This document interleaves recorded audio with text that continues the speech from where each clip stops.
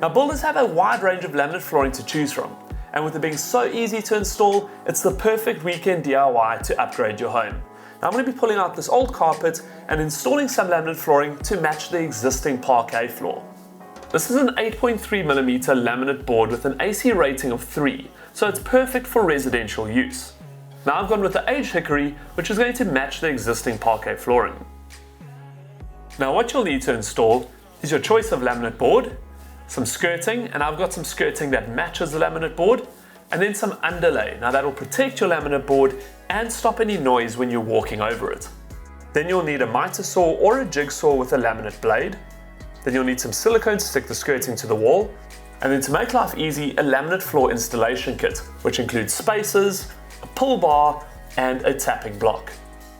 Now if your laminate flooring is going to be a little bit higher than the existing floor, you might need to put a door strip in just to round off that edge. In that case, you'll need a hammer drill with a 5mm masonry bit and some 5mm anchors, as well as a pencil, tape measure, scissors, mallet, and a square. And if you need to remove old carpeting or skirting, you may need a scraper, hammer, or a chisel. First thing we need to do is remove the old carpet and skirting boards.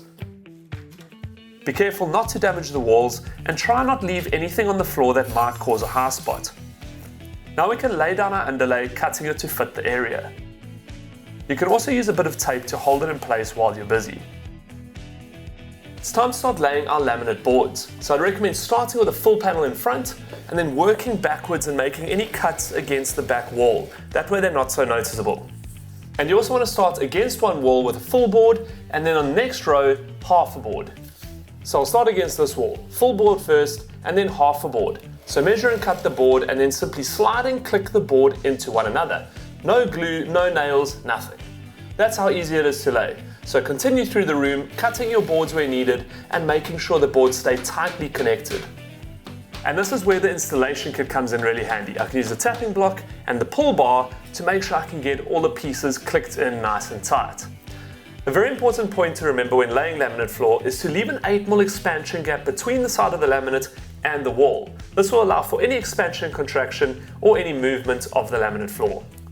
When you get to the other wall, you might need to trim the width of your board to fit. Again, remember the 8mm expansion joint and click them into place. There we go, floor's done. Now to install the skirting board. So we'll measure and cut our miters and then stick it to the wall using the silicone. Make sure that we use our spacers to lift it just off the floor.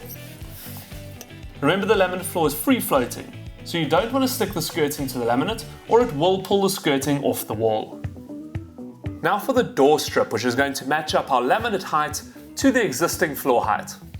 Again, measure and cut your strip to length. Now we need to secure the plastic channel to the floor. So mark the points for the anchors, drill the holes, and install the channel.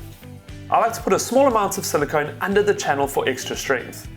Now put some silicone in the plastic channel and press the door strip into place with the plastic channel holding it down. There we go, and possibly one of the easiest flooring options to install, and it looks great. Now remember, everything I used here is available at Builders, in store or online at builders.co.za. And for more how-tos just like this, visit the blog on the website. Get to Builders, get it done.